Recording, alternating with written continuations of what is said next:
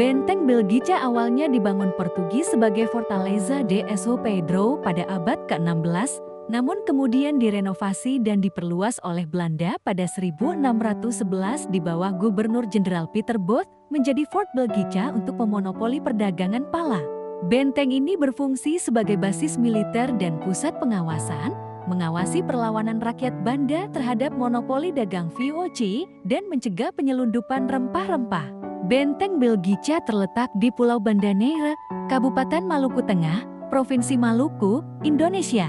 Benteng ini merupakan salah satu situs bersejarah dan objek wisata terkenal di Banda Neira yang memiliki bentuk unik seperti segi lima atau pentago. Asal-usul dan pembangunan dahulu oleh Portugis.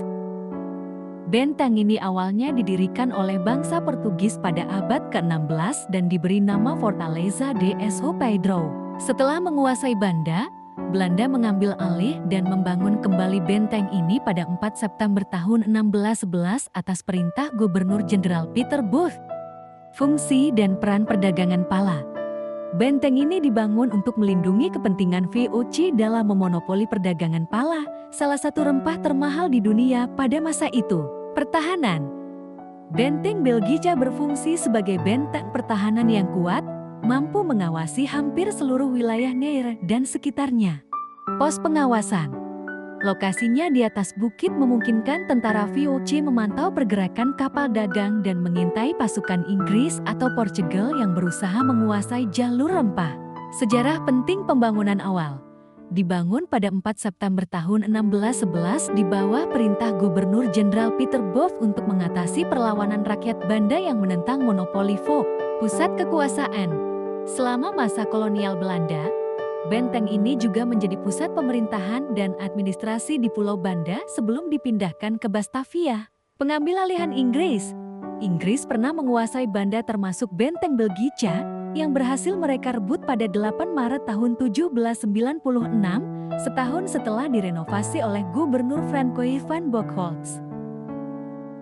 Pengakuan dan status saat ini. 1. Menjadi cagar budaya. Pada tahun 2015, benteng Belgica secara resmi diakui sebagai cagar budaya nasional dan menjadi bagian penting dari sejarah perdagangan rempah dunia. 2. Menjadi destinasi wisata.